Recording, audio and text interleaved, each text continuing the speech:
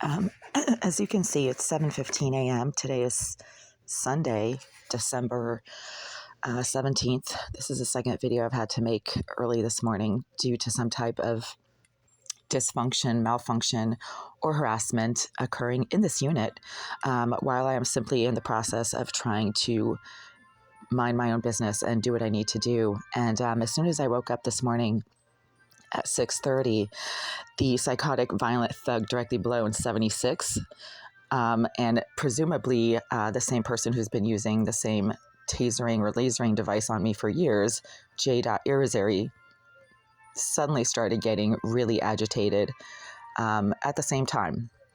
So the violent thug directly below in 76 is not the same person as the sex offender, psychopath, cybercriminal, and psychotic stalker named J. Irizarry, who continues to live in this building, but they seem to be acting often together. 5 years ago, Officer D.V. of the Boston Police Department told me that there is, quote, an activist group who lives in that building. They don't want you to live there. They're doing whatever they can to try to get you out. That is a direct quote from this Boston police officer who at the time was trying to be very helpful. When I tried to speak with him again after that, he was too busy or not available. But when he did respond to a 911 call that I placed to the Boston police, it was in the spring of 2019. He had a long conversation with me and said, look, you know, a lot of this crazy stuff is due to jealousy. They feel that this is, you know, their safe space. They're a certain type of person that the landlord rents to. So I think he was referring to the group of sex offenders that the Greenville group is housing in this building and in this building complex. There are quite a few of them, starting with Jasmine Irizarry, who herself is a registered sex offender. Apparently, the psychotic thug directly below in 76 is also a sex offender because he becomes extremely violent deliberately directly below this bed or directly below my toilet and starts smacking the ceiling of his unit whenever I try to use the toilet in my bathroom and he can somehow hear or see what I'm doing, or when I'm on this bed and doing certain things on this bed but not others. And the reason I'm making this video now is because at 6:40 a.m., as soon as I sat up in bed, J. Irizarry, the same cyber criminal, you know, who specializes in surveillance, according to the Greenville group, who's also a sex offender and a psychotic stalker, also according to the Greenville group, she started literally using the same remote-controlled stun gun device on me as she has been using since 2017, 2018. This use of the remote stun gun started 6 years ago at the end of 2017, and I started reporting it to the management. And of course, you know, their response was, oh, well, she's a very nice person. She would never do anything like that. But then recently, when I've reported it to them in the last couple of weeks, they've confirmed that she still lives in the building, that they can't really do anything about her presence in this building because it is up to the owners of the building to move her to another facility where maybe her psychotic need to stalk and harass and hurt people will be better monitored. But they said, we'll speak to the owners and let them know. Well, nothing has happened since then. That was about 2 weeks ago. I think I have that conversation on video. But she's a psycho. Oh, my God. So even as I'm making this video right now, I just got hit by this, like, boom of the stun gun. I mean, I don't know exactly what kind of device it is, but I did look up remote capacity stun guns, and they're actually available for sale on self-defense websites that sell other types of self-defense weaponry, not just guns, but, you know, lasers, tasers, all kinds of surveillance devices. So there's websites that sell this stuff commercially. You don't even have to be a career criminal like J. Irizarry to obtain one of these devices, you know, on the black market or something, or on the dark web. You can buy them legitimately on commercial websites. So even though there are no longer intense amounts of fumes and smoke coming from the bathroom behind that wall, as I've been reporting for weeks and months and years. That suddenly stopped happening about 3-4 days ago. I noticed that there was no more intense odors of marijuana and cigar smoke filling my bathroom and my kitchen sink area from the vacant premises of Unit 78. There hasn't been any smoke or odors at all for about 4 days now. Today is Sunday, December 17th.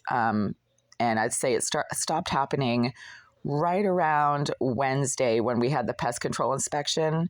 That's when the fumes and the smoke, they were actually occurring throughout that morning, but they stopped that afternoon. I noticed that all of a sudden, as soon as the pest control team left, there were no more fumes and odors filling my entire bathroom and kitchen sink area from the vacant premises of Unit 78 behind this wall.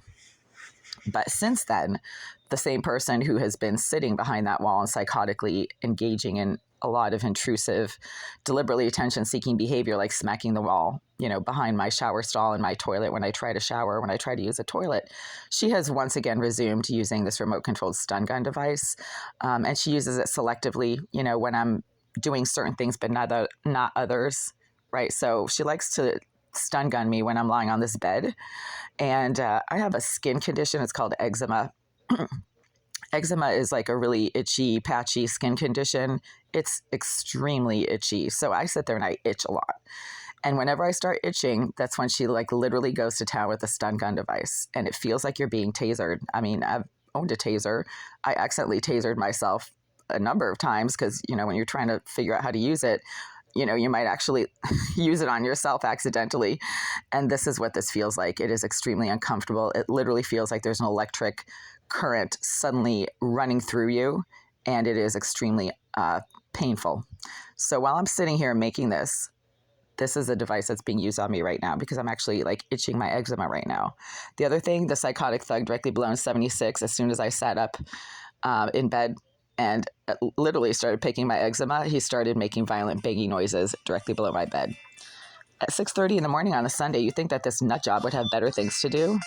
But the problem is, according to Officer DV, the Greenville group rents to some very mentally disturbed psychopaths and sex offenders and career criminals and, behaviorally disturbed violent thugs. That's what they specialize in.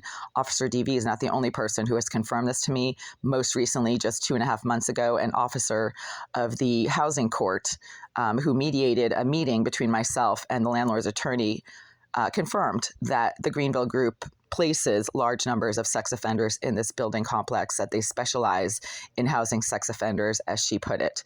And she was using this as a negotiation point to the landlord's attorney saying, look, this person right here, meaning myself, is not a sex offender, but she's dealing with a lot of these offenders that the Greenville group chooses to house.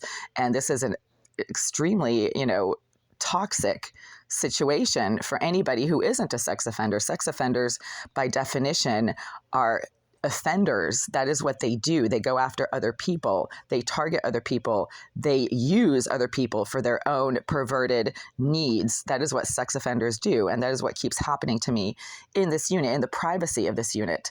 Obviously, there are surveillance devices in this unit, as people keep telling me. That's not a secret anymore. That stopped being a secret about 4 or 5 years ago when my coworkers at Target kept referring to things that I would do in the privacy of this unit that they should have no knowledge of. They were talking about how I'd leave washcloths on the floor for days and not pick them up and walk all over them. I mean, how did they know any of this? Nobody would ever come in here. It's not like I had a bunch of guests in here witnessing this happening. This was a surveillance-based doxing. And Ms. Irizarry, according to the Greenville group, is a specialist in surveillance. Oh no, they called her an expert. She's a surveillance expert, and she is a talented hacker who can, quote, get into anything. So according to Greenville, Irizarry continues to live in this building. Detective D, let's call him Detective D from the E13 station, confirmed to me a few months ago that there are surveillance devices in this unit, but according to him, he doesn't know if they're still in here. He said, yes, I knew that there were surveillance devices in your unit, but I'm not sure if they're still in here. It's still in there. Well, why wouldn't they be? Nobody has taken them out, as far as I know. Why would they be taken out? Why wouldn't they still be in here? I mean, obviously they are. If the violent thug directly below in 76 starts making violent pounding noises, as soon as I sit up in bed, and he should have no knowledge of what I'm doing on my bed, but he demonstrates immediate knowledge of what I do on this bed by making violent pounding noises whenever I do certain things on this bed, but not others. And then Irizarry, his best friend and partner in crime, apparently, they're probably part of that same activist group that Officer DV mentioned 5 years ago. She starts using the stun gun device to start literally zapping me when I start scratching or picking my eczema. That is the one thing. All I need to do if I want to know if she can see or somehow have knowledge of what I do in this unit, and then if she's still using her favorite stun gun device that she's been using for 6 years now, is to start scratching my eczema. If I start scratching my eczema, she becomes all agitated and normally blows all kinds of fumes and smoke and odors of marijuana straight through this wall to let me know that she is reacting to what I'm doing. But now, since apparently she's been prevented from filling my living space with smoke and fumes, she has resumed using that remote capacity stun gun device that is commercially available, folks, on commercial self-defense websites. And she is zapping me only when I do certain things, but not others. So this is all happening really early on a Sunday morning when normal people would maybe be sleeping in, or maybe making breakfast, or maybe going for a walk, exercising, or watching a TV show. These psychotic, mentally disturbed nut jobs are sickly reacting to what I do in the privacy of my unit, to what I do to my own body. I have the right to scratch or pick my own skin if I want to, and they become violent and aggressive about what they can see or hear me doing in the privacy of this unit as I am doing it in real time, and their behavior is extremely harmful, intrusive, attention-seeking, and dangerous. When you use a remote-controlled stun gun device on someone, you are literally physically assaulting them. And the violent thug directly below in 76, who keeps making pounding noises, that's prison code for I can see what you're doing or I know what you're doing. I mean, these people are all apparently legally confined to this building, and that's why they never leave. That's why they're constantly engaging in nonstop, sick and twisted, psychotic, intrusive behavior towards tenants who are not sex offenders. That's the population that they target, people who are not like them, people who are not as hideously ugly, mentally disturbed, and filthy and disgusting in terms of being perverted as they are. They go for people who have normal, functional existences, who have to, work and live outside of this building in order to earn a living and survive. These nut jobs focus on nothing else but what other people do in the privacy of their apartments. And that has been my direct and consistent experience. And it continues to be my direct and consistent experience because it prevents me from being able to do what I need to do in the privacy of this unit as I need to do it. And right now, I want to scratch my eczema, all right? It's itchy. I have the right to do whatever I want to my body.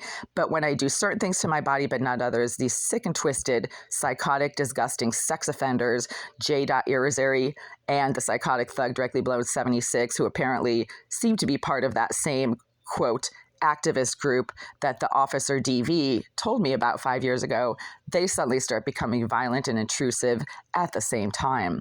They are not the same person, however, and the violent and intrusive behavior comes from two different locations. It starts with the violent pounding directly below my bed. This guy seems to hit the walls really loud to let me know, again, in some sort of prison code, that he has knowledge of what I do, because it only happens when I do certain things, but not others. And then the use of some type of remote-controlled stun gun device from somewhere around the area of the bathroom 78 where this J. Irizarry sex offender keeps smoking and engaging in attention-seeking behavior, although the smoke seems to have stopped 4 days ago, but she continues to use the same stun gun device that she has always used since 2017 from behind the area of that bathroom behind that wall. That's where she lived for 9 of the last 10 years and was moved out a year and several months ago by the Greenville group.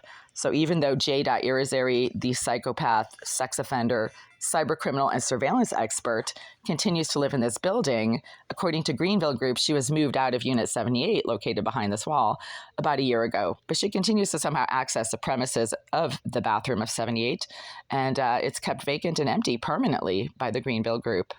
That's just weird. Why would they keep a large unit with its own bathroom permanently vacant And I can verify that it was permanently vacant a couple of weeks ago when I went in there and maintenance was in there doing work. And I said, hey, can I take a look around? There's always foul odors coming from the bathroom of this unit and filling my living space. Can I take a look at what might be causing that? That unit was completely empty. There was no furniture, no clothing, nobody's stuff was in there. It was completely vacant. And that was at the end of November. So, we're now December 17th. I don't think anyone has been moved into that unit since then. There was a notice left on the door of Unit 78 for 2.5 weeks that nobody removed. So if somebody was living in there, they would have removed the notice probably the same day that it was left on the door. But that notice was on that door for at least 2.5 weeks. It was removed a few days ago. So there we go, you guys. An activist group of psychotic, mentally disturbed stalkers and sex offenders who specialize in surveillance. You do the math. How does this stuff keep happening? Why do I keep getting tased, literally, by some type of tasering device that has remote capacity whenever I scratch my eczema or pick my armpits or pull my wedgie, do anything that might be remotely embarrassing or considered, personal or private? And why does a violent thug directly below make violent pounding noises every single day as soon as I sit up in bed? That's a silent activity that he should have no knowledge of. But what he likes to do, again, is make violent pounding noises against the walls directly beneath my bed as prison code to let me know that he has knowledge of what I do in here and that he can see what I do. Well, I really don't care. He's a psychotic, sick piece of shit, and nobody cares what these psychotic, sick pieces of shit do. They are nothing but bottom-feeding, low-life scum, according to Detective, what was his name? Another detective that I spoke with, possibly Detective G, when I had conversations with him maybe a year ago about the violent thug directly below in 76. He said that, why do you live there? Most of these renters are total scumbags. So he said it, not me. And it's not based on skin color. This isn't racist. This is based on these nut jobs' extensive criminal histories and the fact they are very obviously legally confined to their units in some sort of house arrest situation because maybe, they're on the autism spectrum and they cannot be placed in a regular prison situation. I've personally had to, interact with, not willingly, each of the psychotic sex offenders who Greenville has chosen to place in Unit 88 directly next door and number 76 directly below because they've all confronted me or aggressively harassed me as I was in the process of coming or going to my unit, and of J. Irizarry, who used to place herself in the stairwells and hallways of this building when I would be coming or going. The most recent episode of that was about 6 months ago, around March of 2023, when she stood in the front doorway of this building like a giant hippopotamus blocking the entrance for about 15-20 minutes while I stood across the street filming her.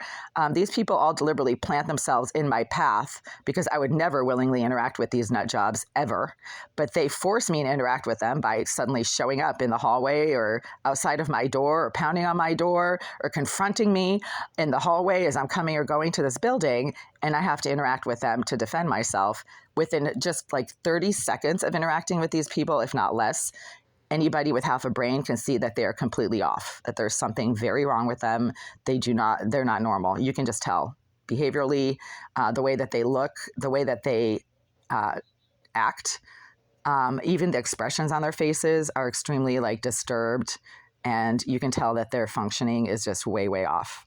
So that's who the Greenville group chooses to house in this building in large numbers. And then people like myself, tenants who actually have to go to work, who have to pay their own rent out of pocket. I continue to have to. I'm not getting money from any third agency or third party. I don't get Social Security. I don't get anything. I have to earn my own everything.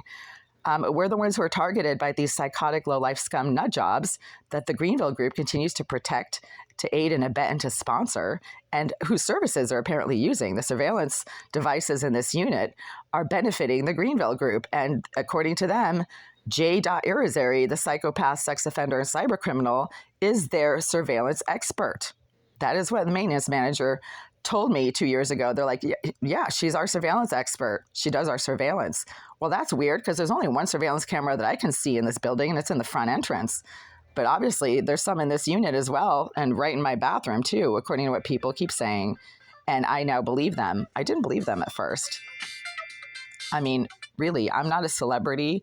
I'm not a sports figure. I'm not a politician. Why would anyone go to such lengths to place surveillance devices in my bathroom? Well, because these people are not normal and they cannibalize anybody around them who they perceive to be more functional and normal. They go after people who are not as hideously ugly as they are and who are not as psychotic and dysfunctional. Like they literally think they can get something out of you if you are not as hideously ugly as them and if you're not as mentally disturbed as they are. That's why they go for me. Not because I'm any kind of special person, but because I am less ugly than they are. I'm certainly not saying that I'm a supermodel, although I did do a lot of pageants and bikini modeling contests and Miss Massachusetts pageants when I was, younger in the 90s. But they are just mentally disturbed and latch onto anybody who is more attractive and more normal than they are. That's what psychopaths do.